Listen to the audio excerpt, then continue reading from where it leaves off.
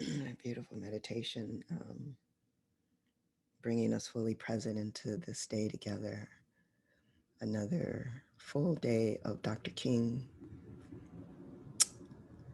And so today is going to be a day about kind of another view of King. I think when it was interesting, I was just on a retreat this week, the Metta retreat in Spirit Rock, and it was we were there on King's birthday on Friday the 15th, and I got a chat from one of the participants who said, "Wow, I didn't realize this about King. I just knew he was a civil rights guy, but I didn't know he was had all this spiritual depth." And so it seems like there's just still a lot of missing pieces. And when we think about him, I think often we do think that the civil rights leader and the United States specific situation of civil rights here in this country.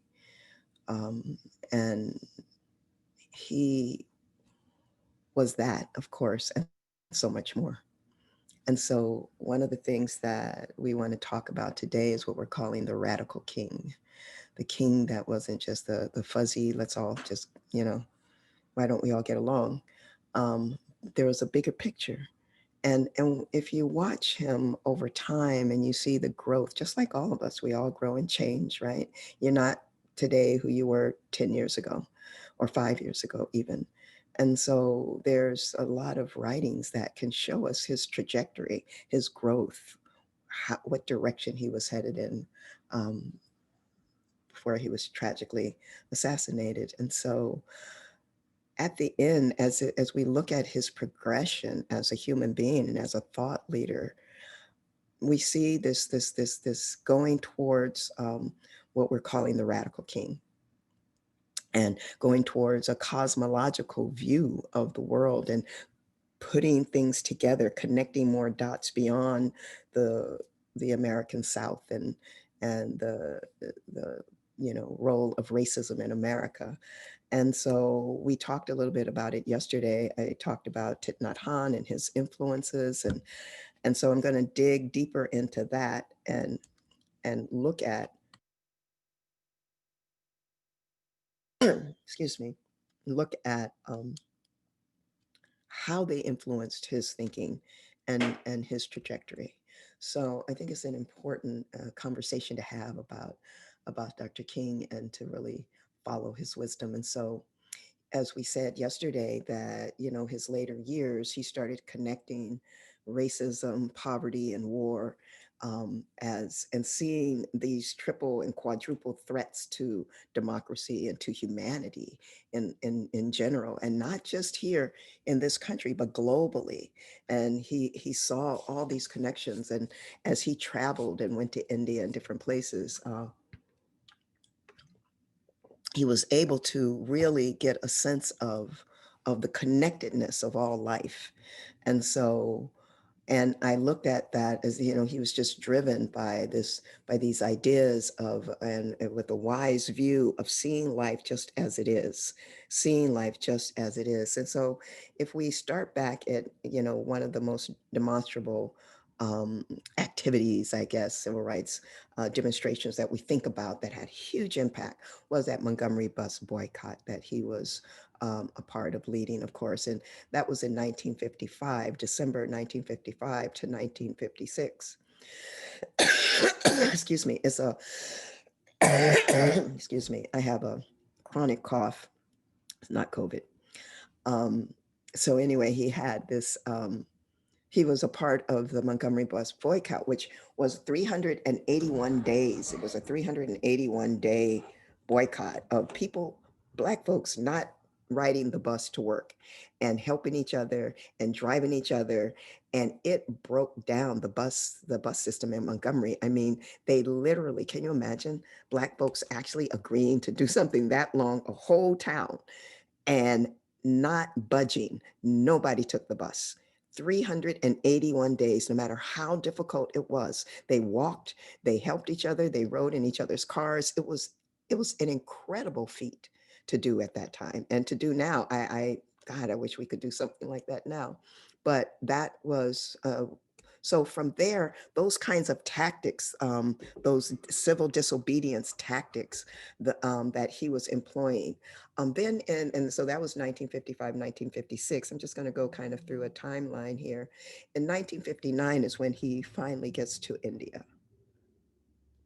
And I talked about that yesterday, how the impact that his trip to India had on him, to be a part of the Gandhi movement and to see what was happening there. And of course, you know, the untouchables and the people, the caste system, which is a interesting, I don't know if any of you have Isabel Wilkerson's book, Caste, but I highly recommend it. She talks about the caste system here in the United States that is based on race.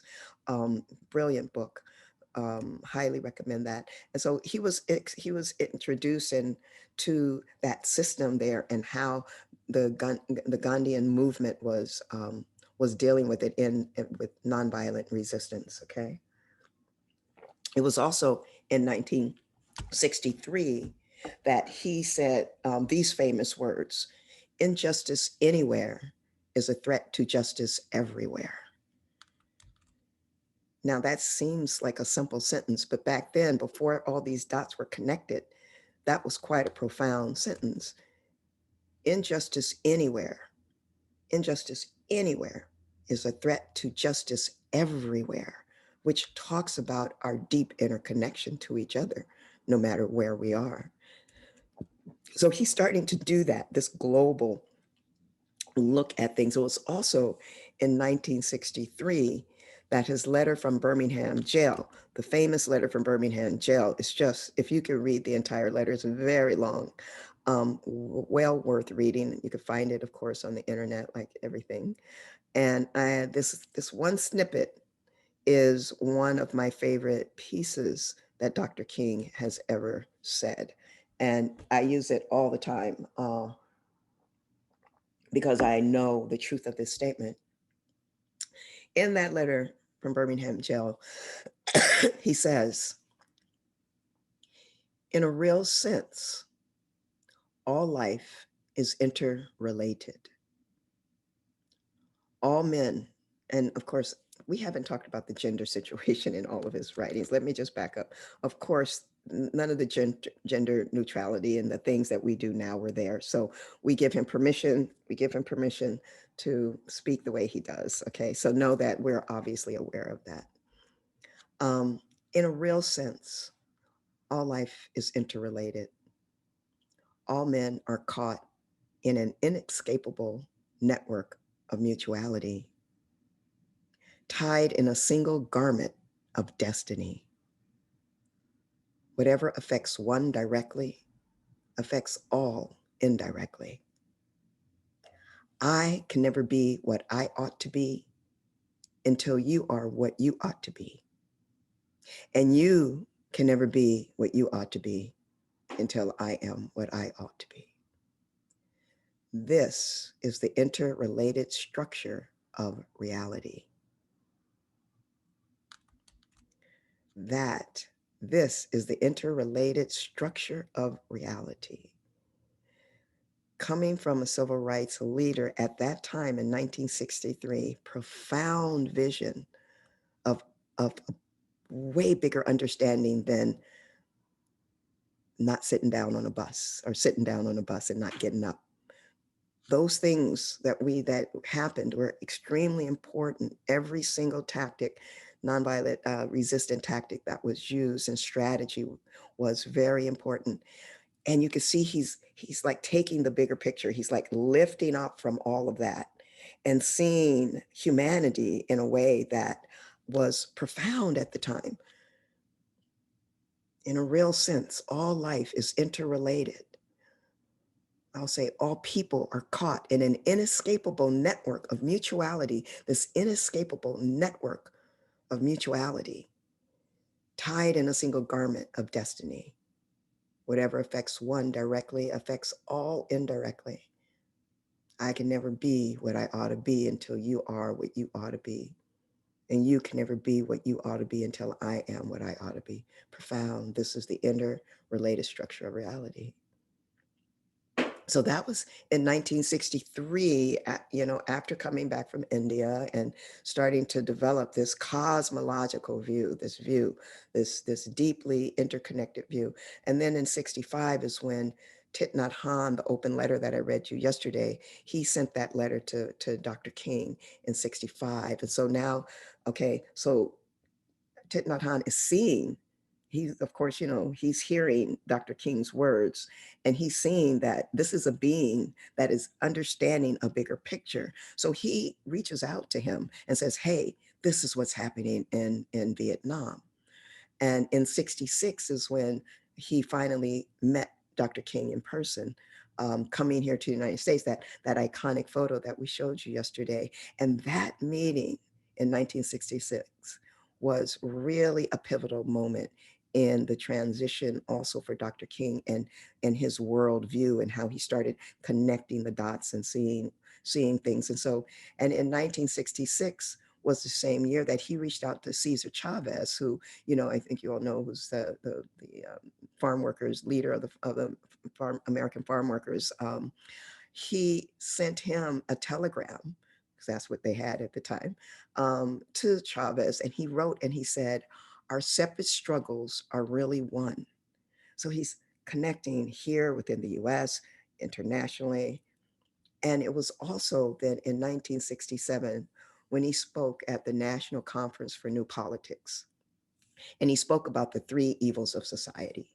So now he's really, you get a sense that the philosophy and his analysis is getting deeper and deeper and going again, as I said, into what is the root of the cause? What is not just dealing with the cause and effect of discrimination and bigotry, and what are the taxes that we use against it, but he's going down into the root causes, and he's talking about the three evils of society, which he actually ended up talking about was four catastrophes. He calls them the four catastrophes. And it was this holistic vision that he had. And mind you, at this time that he's like, going beyond the lunch counters and going beyond what was happening in the south of the US, the folks who were following him were getting lost. And they weren't following. It was like, King, bring it back down. Let's talk about what we need to do in Memphis. Let's talk about what we need to do in Montgomery. But he was going out into these spaces, and it was really interesting that the response was not necessarily, everybody did not go with him into those places. And so these four catastrophes, this holistic view of life, again, what I could call right view, wise view, he's looking at life just how it is, just how it is. And so he starts with the four catastrophes. The first one, of course, is racism, what he called a moral catastrophe. It's a moral catastrophe, this prejudice, this discrimination, this antagonism that's directed towards people just because of the color of their skin, and was so, entrenched in the Jim Crow laws of the South. And so this moral catastrophe that he said that the United States, we're back in the US right now, but he saw it also outside, this moral catastrophe that was happening in this country. And then the second catastrophe was poverty, this economic catastrophe. He talked about this economic catastrophe of how we're spending more money on things that are like, militarism than we are on poor people here in this country. And what a catastrophe that is. What is the mindset that is allowing this to happen? That poor people, I have to tell you right now, I work a lot with in finance and the alternative. I think I mentioned that yesterday, and looking at this next economy and what it needs to look like. And so I work with people in this racial wealth gap that we have right now in the United States. And at the moment, the average white family in America has over $200,000 of wealth when you look at their wealth, and the average black family has less than 8,000, 200,000 and 8,000. That's the average. They are saying, it is said that it will take 228 years. If white folks just stayed where they are, they didn't get any more wealth, they just stayed where they are, and black folks to catch up, it would take 228 years for that to happen. That's what the racial wealth gap looks like right now. He was talking about it back then. He was saying it is an economic catastrophe and it has only broadened and worsened. So the third catastrophe was materialism. He said materialism is a spiritual catastrophe. How we put more emphasis on the things that we buy and purchases, and the earth is only so big, it can only take so much. And how, the go out and shop, it reminds me of, remember, during 9/11 and the aftermath, and George Bush, one of the first things he said was tell people, go out and shop, spend your money. And rather than dealing with the catastrophe that had happened, his response was this: go out and shop. So this materialism, this is a spiritual catastrophe, is how he defined it. And then, of course, the fourth one is militarism and imperial catastrophe. Imperialism. The war in Vietnam was the case in point, of course, that he was pointing to, and how the United States is spending so much money, all this human bodies, the money, everything, all the resources going towards a war that we had no business in, that shouldn't have happened.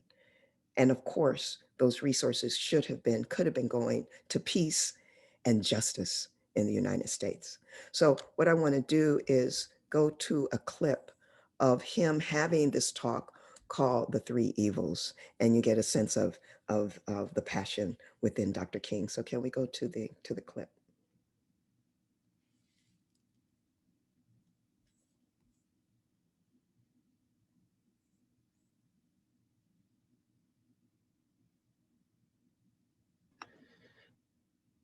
As he was moving towards what, of course, we didn't know was the end of his life, that radical revolution of values, the radical revolution of values, that is the revolution.